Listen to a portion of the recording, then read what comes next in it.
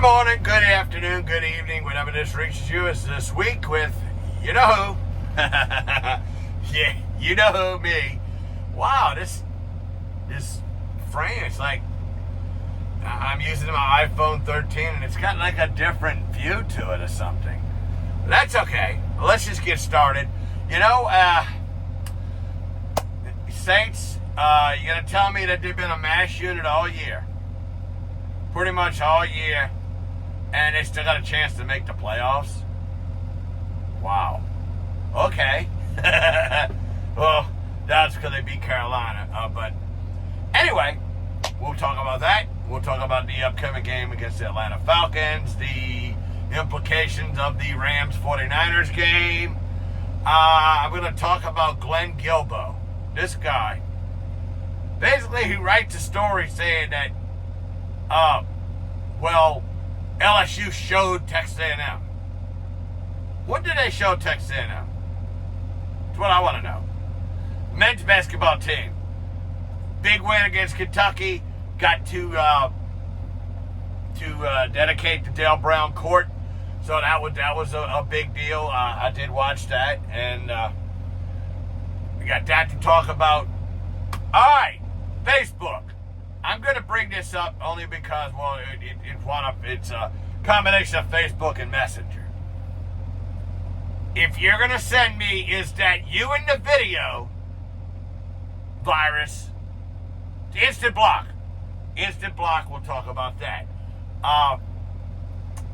What else we could talk about? Well, I don't have a whole lot of time to talk, but I'm going to talk to as much as I can. Because I am actually still trying to finish my last job here, so it's not going to take me long to get this done. It's just a little bit of paperwork issues, but I'll do it while I'm talking. I had actually a surprise stream and had a surprise finish to it. TikTok, I'm continuing to grow. I'm on my way to 2,800. Got to get to 10K. We'll talk about that. First up, let's talk about the New Orleans Saints. Let's talk about this. And there's actually people got Sean Payton in a discussion for Coach of the Year. And you know what? Rightly so. He should be. He should be in the discussion because, look what you're doing. You got a team, you're playing 4, not 1, not 2, not 3, 4 quarterbacks this year. You played 4 quarterbacks, okay? Throughout the season. You did all this other stuff. And you're going to tell me that this team is still got a shot to get to the playoffs. Well, they do.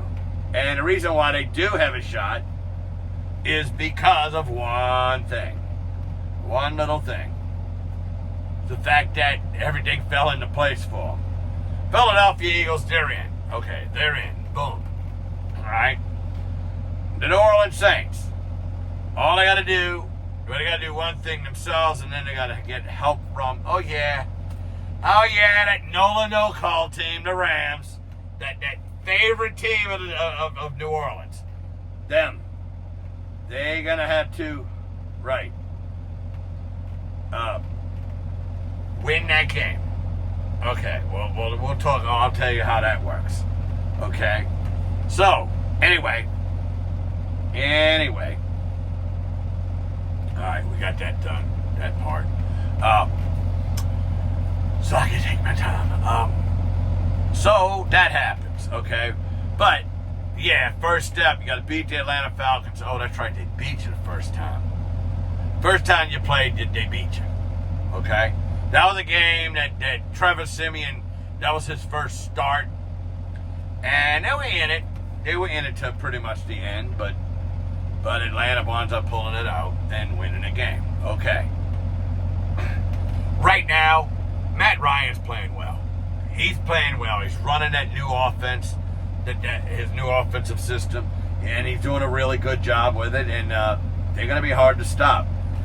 The thing is, the defense is playing much better for the Saints, so they're going to actually have to play probably above their heads to get this done.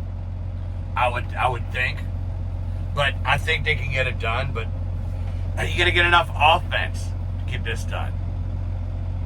You know, I'm still going to think about that play. Oh yeah, my friend Mike Fazan put on Facebook. And sure enough, I saw the play when it was live. The intentional grounding on third down. The play where he didn't look around the field. He did not look the entire field over.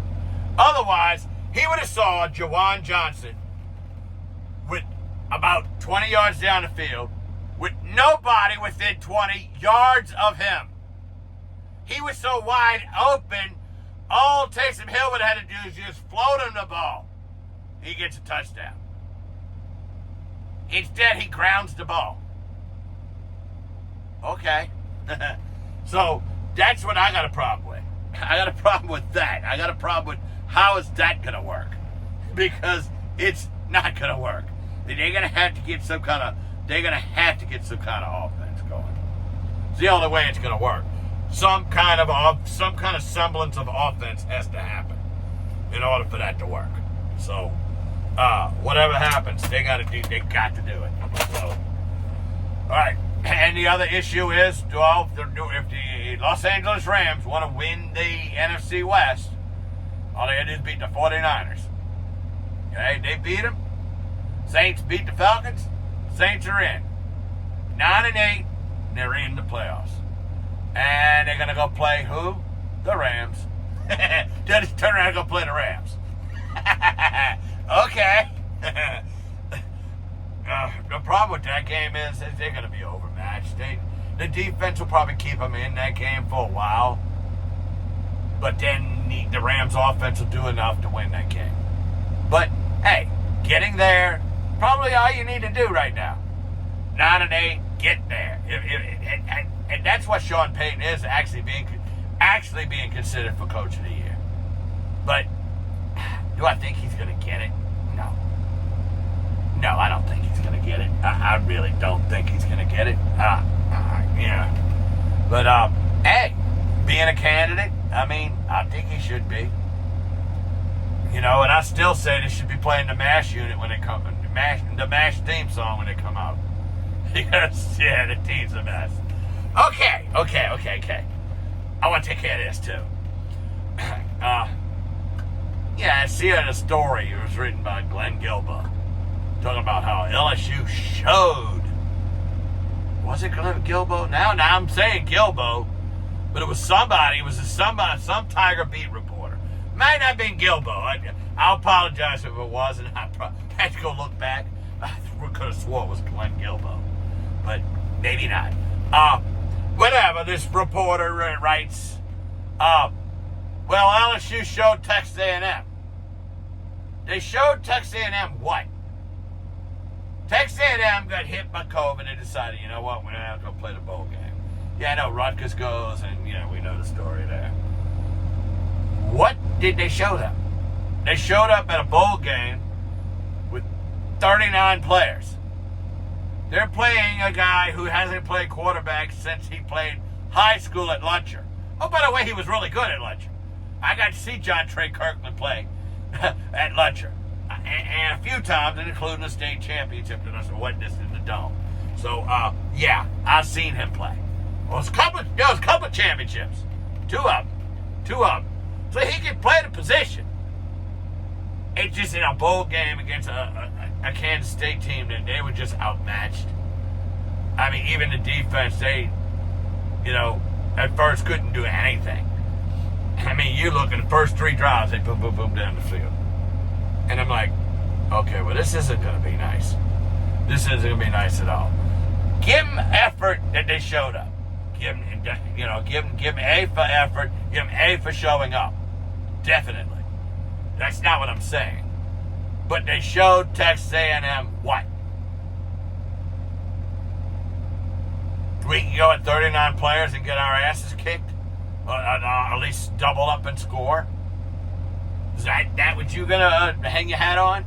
Well, hang your hat on it. Whoever wrote it, I thought it was Guilbeau, but if it wasn't, well, don't shoot the messenger. Yeah, it was, it wasn't. At this point, doesn't really matter. But anyway, moving on from that, LSU brings in Kentucky. Yeah, LSU was 21st ranked. That was their first loss of the season ahead. What was it, Saturday when they lost to Auburn? And, they lost their first game in the SEC.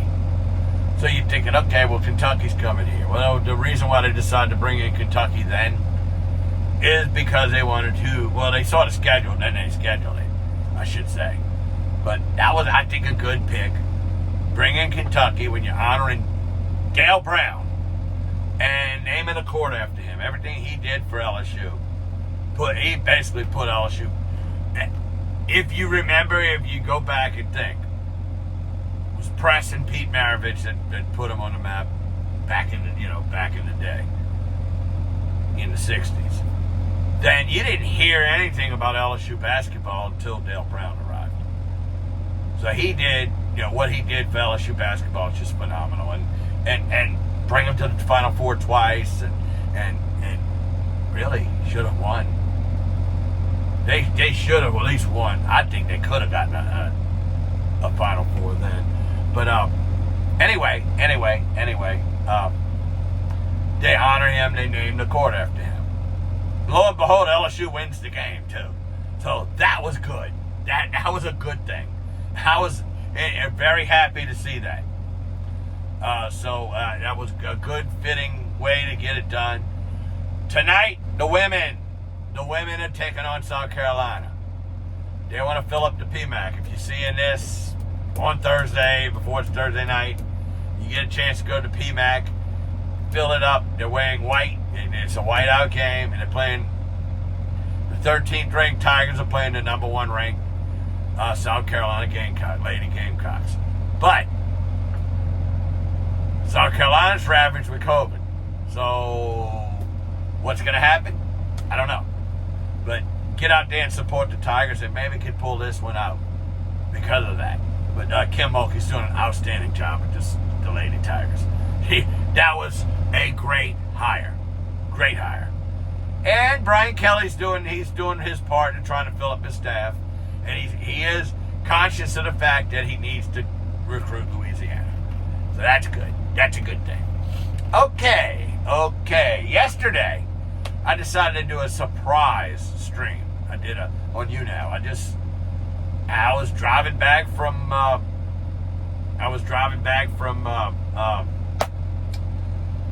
New Orleans, Kenner, and I had my phone on a hold, and I was able to concentrate on the road and just kind of glance every couple of seconds at the chat just to keep up with things. Well, my friend Official Crazy Dinkster decides to come in and drop almost 12,000 likes on me, and I'm like, wow. And I only went about 40 minutes, and here I am getting bombarded with likes, and I'm like, wow, this is good. 40 minutes. But I am making a return to you now. I'm going to, obviously, Bayou State Sports Saturday is coming on this week. Yep, it is coming on. We're back. We're probably going to be talking a lot of basketball. They got the Sugar Bowl basketball tournament. The Sun-Kissed Shootout happened already. So we do have some stuff to talk about. I just got to figure out who I'm going to bring on. And I just got the name in my head of who we should bring on. And I'm not going to divulge it, but I just thought about it. Just thought about it. And I'll see if I can get in touch with him. I can get in touch with him through Messenger. Good segue into what I'm getting ready to talk about. It's back. Is that you in the video? That virus is back. And I'm not playing with anybody with that. I don't care if I've known you for 20, 30, 40, 50 years. If you send that to me in Messenger, you're instantly blocked. I am not dealing with that anymore. Will not deal with that. Is that you in the video? No, it's not me in the video. It's a freaking virus, clowns. And you're stupid enough to send it. Well, I'm smart enough to say, well, then guess what? You don't need part of my Facebook network. So, is it you in a video? No, it's not me in a video, and I'm blocked. You're blocked to me. So, no. Ain't me in the video. Sorry about that. Sorry about that. So, nope, not me. Not me at all. No, I don't wrap things up, but yeah, I wanted to say that TikTok, I'm around 2,800, and oh, by the way, my shout out to Koiki once again, obviously, for everything you do for me. Yeah, absolutely. I'll get to what all that means in due time. I just got to find the time to talk to some more people before I say anything on here.